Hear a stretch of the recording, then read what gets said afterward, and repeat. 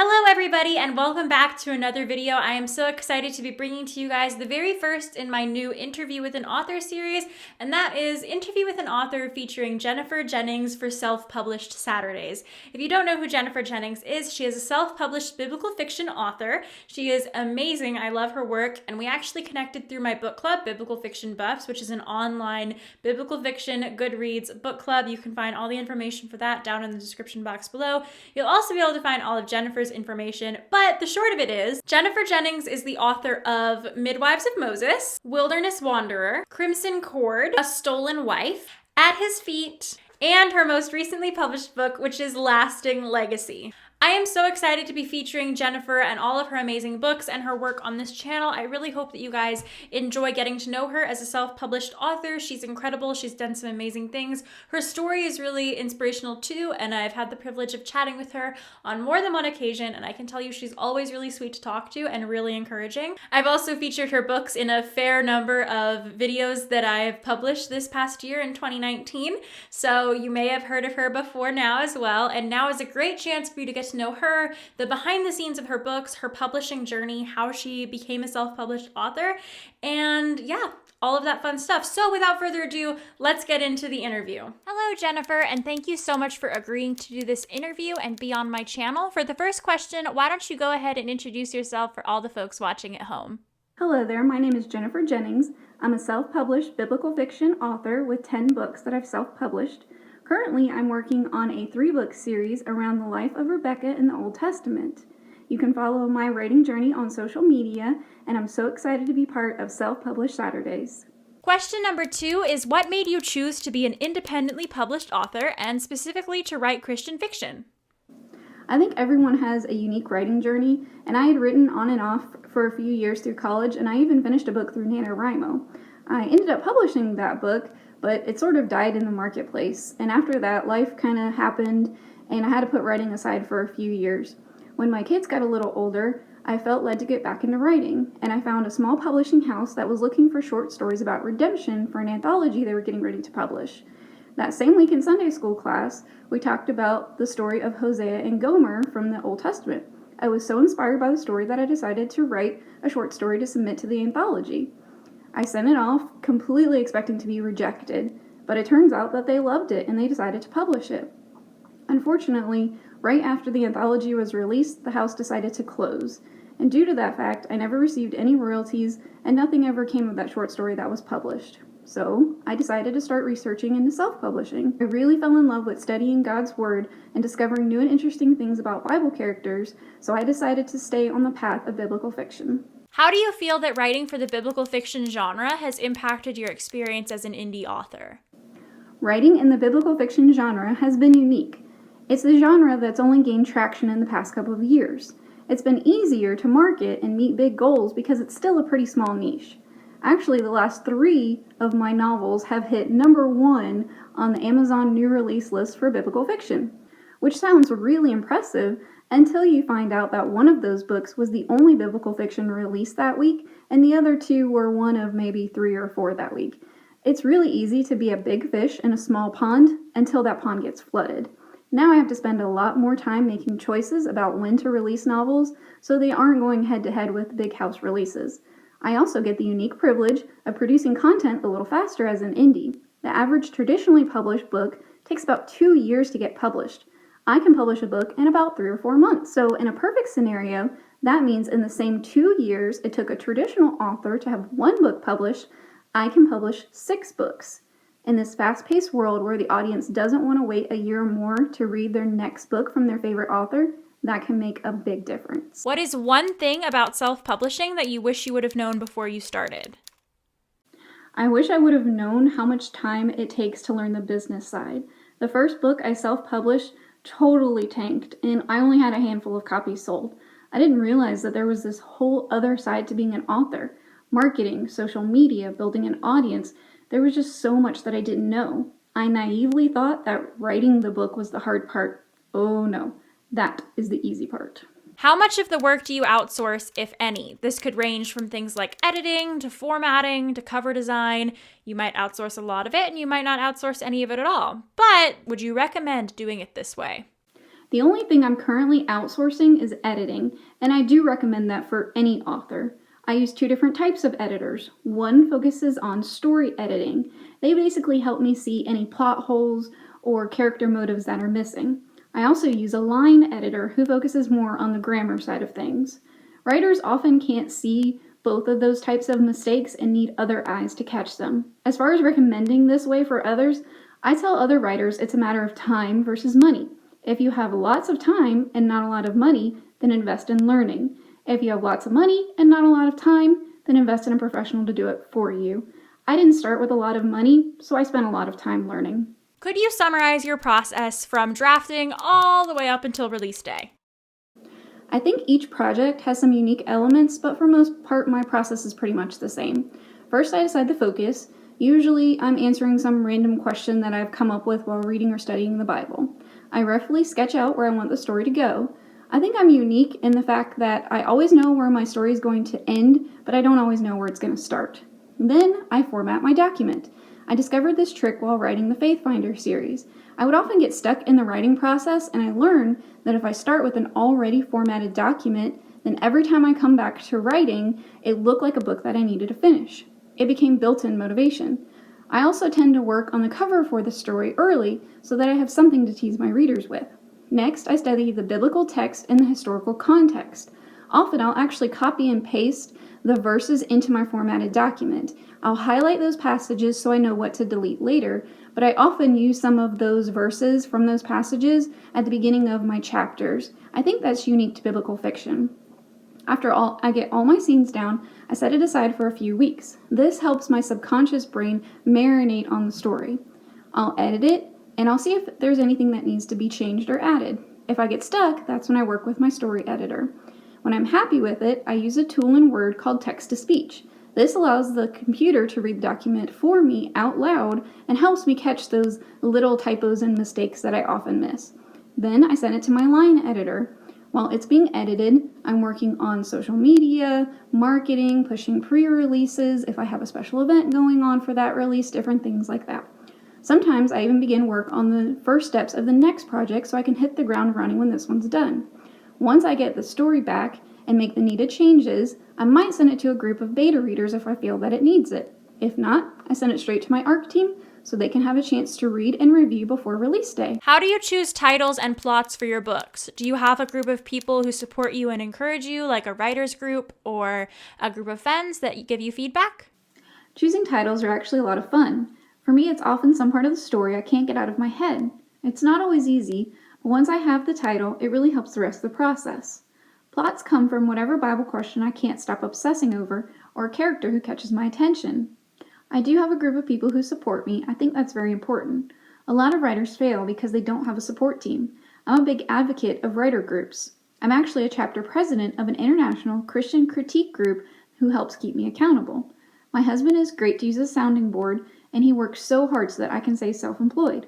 I recently connected with the biblical fiction buffs on Goodreads and also found a tribe there of people who love the genre as much as I do. It's very encouraging to get on there and connect with readers who love biblical fiction. How do you do research for your novels? I research in layers. First, I study the biblical accounts and any other related passages and pray over God's Word. Then I move to verified resources. My favorite is a program called Logos. It's a Bible software that's a collection of a lot of verified resources like commentaries, archaeological information, maps, that sort of thing. It's a wonderful tool. I also study the historical context of the time period to see if there are any major events that will affect my story. Beyond that, I do glance through unverified resources. Sometimes I'll find a little tidbit of a myth or a viewpoint that isn't widely accepted that might lend itself to my story. I generally try to keep those to a minimum and only on non-foundational issues. What are some challenges to being an independently published biblical fiction author? What about benefits or rewards? A big challenge to being independently published is the lack of money and resources. My projects are all self-funded, so I can only put so much into budgeting and marketing and outsourcing. One of the benefits is that I control my timetable. There have been seasons where life has taken the wheel and I've had to set my writing aside.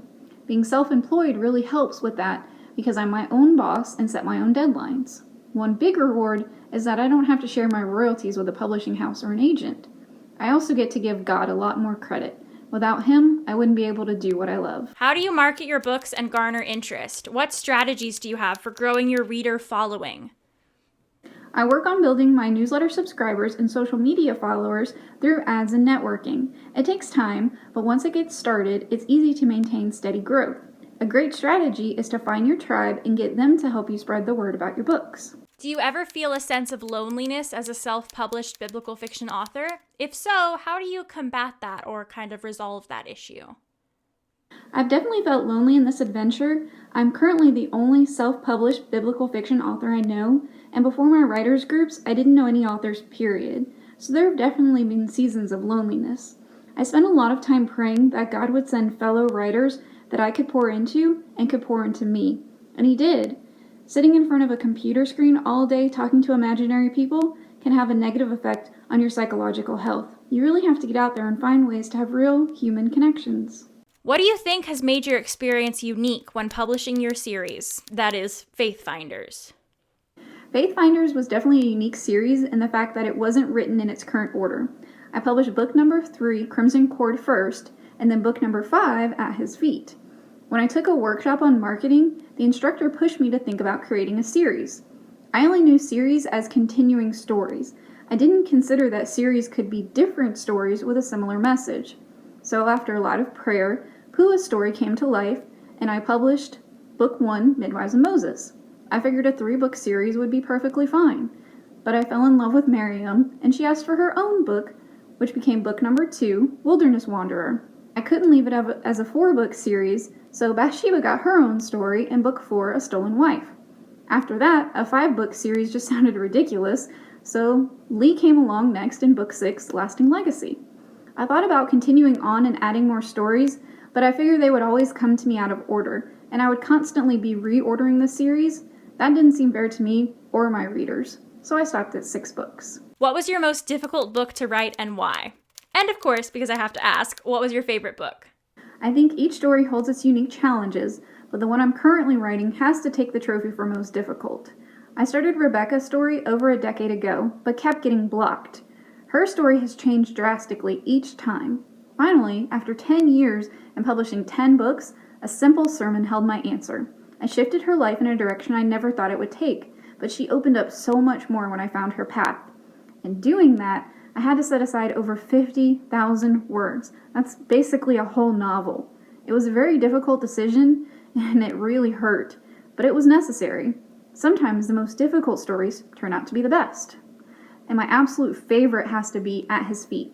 It's my longest book because I couldn't stop writing through the eyes of Mary of Bethany. I wanted her to experience every part of Jesus' ministry. Of course, that wasn't possible, but I love diving deep into the days Jesus spent on the earth. Your most recent release was Lasting Legacy. How was that release different from your first book release?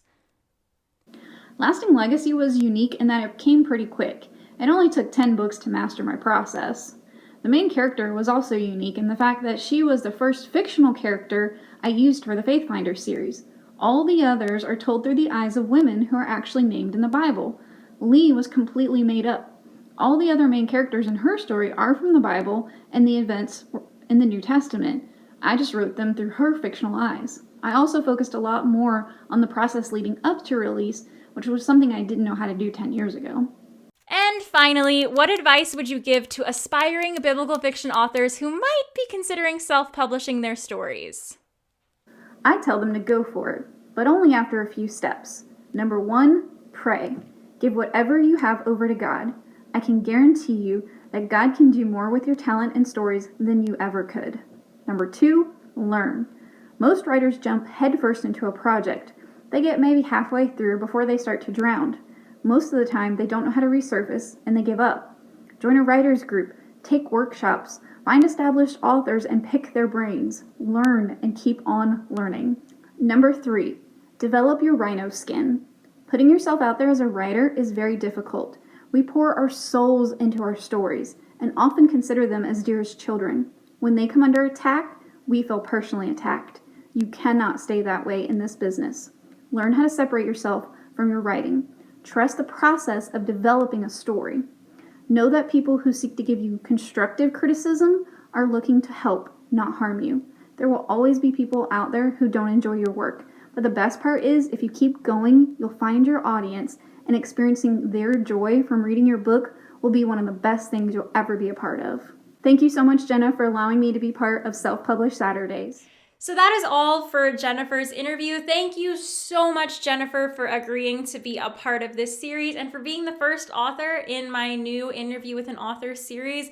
It was so much fun to work with you. I really enjoyed the process of putting all your clips together to create this interview and coming up with questions about your publishing journey and publishing experience. If you guys want to thank Jenifer for being on my channel today and sharing her experience with publishing and Christian fiction writing, then be sure to give this video a thumbs up, and don't forget to subscribe to my channel for loads more author interviews like this. If you liked this is a weekly series that I do here on my YouTube channel where every week I post a new interview with an author. And sometimes it's a self-published Saturday like it was today, and other times it's a traditionally published Tuesday. So either way, you're going to be getting some great balanced perspectives on publishing Christian fiction, either self-publishing or traditional publishing. It's a really great series. I am super excited about it, and I hope you guys are too. If you want to learn more about Jenifer, order her books, all the things, be sure you check out the description box below. I have all of my information in there as well as all of her information. So make sure that you check that out. And once again, thank Jenifer so much for coming. Leave a comment if you want to say something encouraging or just say anything about this interview, if it helped you or inspired you. Ask any questions you might have, maybe follow-up questions, or just share some of your reactions in the comments down below. Thank you guys so much again for watching. My name is Jenna Van Mourik. I am a yet-to-be-published author and reviewer of biblical fiction as well as Christian fiction. I post weekly here on YouTube my own kind of book videos as well as author interview videos.